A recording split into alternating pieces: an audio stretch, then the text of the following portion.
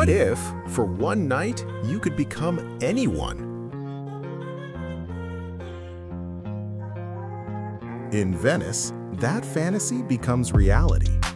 Every year, the city transforms into a world of secrets, masks, and centuries-old traditions. But the Carnival of Venice isn't just about costumes. It began as an escape from social rules, a time when identity disappeared. Today, we're uncovering the magic, the mystery, and the truth behind the masks. To understand the soul of Venice Carnival, you have to go back over 800 years. Legend says it began in 1162 when Venetians flooded St. Mark's Square to celebrate a military victory. They danced, they celebrated, and a tradition was born. By 1296, the day before Lent became an official public holiday, and Carnival became part of Venetian life forever. But what made it legendary? The mask. In a city ruled by strict social classes, Carnival flipped everything upside down. For a few wild weeks, identity disappeared. A servant could party with a noble. A woman could enter forbidden spaces.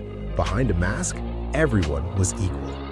By the 18th century, it exploded into Europe's most extravagant festival, a world of secret balls and scandalous adventures. Even Giacomo Casanova used a Bauta mask to move through high society unnoticed. Then, suddenly, it vanished. When the Venetian Republic fell in 1797, Carnival was banned for nearly 200 years, until 1979. Italy revived it, and today, nearly 3 million people come to witness this breathtaking blend of history, mystery, and magic. So what can't you miss at Venice Carnival today? It all kicks off with the Festa Veneziana, a dazzling water parade along the Grand Canal, decorated boats, costumed performers, music echoing off the palazzos. The whole city turns into a floating stage. But the moment that truly stops everyone? The Volo dell'Angelo, the flight of the angel. Thousands pack into St. Mark's Square. All eyes look up. From the top of the 99-meter bell tower, a performer in a breathtaking costume glides down on a wire into the crowd below. It's dramatic, it's emotional, and it's a tradition that dates back to the 1500s. Then there's the Festa delle Marie, a historic procession honoring 12 rescued Venetian brides. Today, 12 local women parade through the city in stunning period costumes, celebrating beauty, history, and Venetian pride.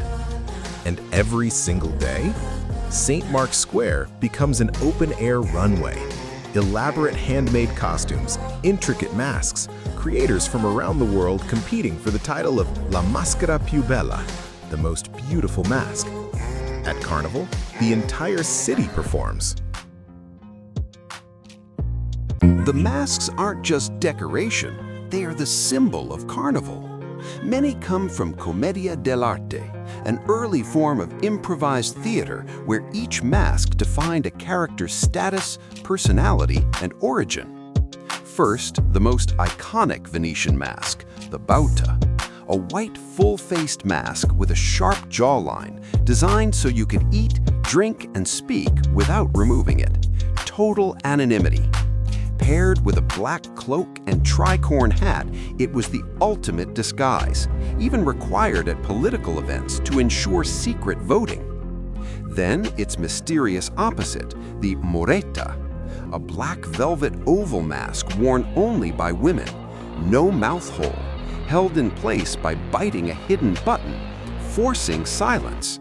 The result? Pure mystery.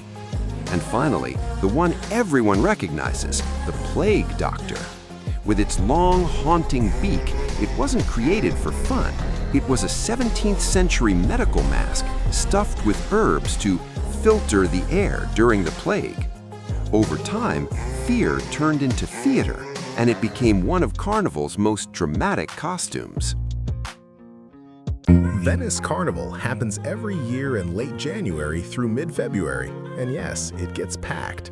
Want fewer crowds? Go in the first few days. Want maximum energy? Hit the final weekend. Book early, hotels sell out fast. Stay near St. Mark's Square if you want to be in the center of the action. Prefer quieter vibes? Try Cannaregio or Dorsoduro. You don't need a full costume, just grab a quality papier-mâché mask. But remember, it's winter, cold, damp, cobblestones everywhere. Wear layers. Waterproof shoes are non-negotiable. Wake up early, explore side alleys. That's where the real magic happens. For longer distances, take the Vaporetto, Venice's water bus. And don't leave without trying Fritelle and stopping at a cozy Baccaro for Cicchetti and Prosecco. Simple plan, maximum magic. The Venice Carnival isn't just a festival, it's living history. For a few magical weeks, rules blur, identities fade, and the city becomes a dream of color and freedom. From the silent mystery of the Moretta to the dramatic descent of the Flight of the Angel, Venice comes alive in a way you'll never forget. So tell me, is Carnival on your bucket list? And which mask would you wear? Until next time, keep exploring.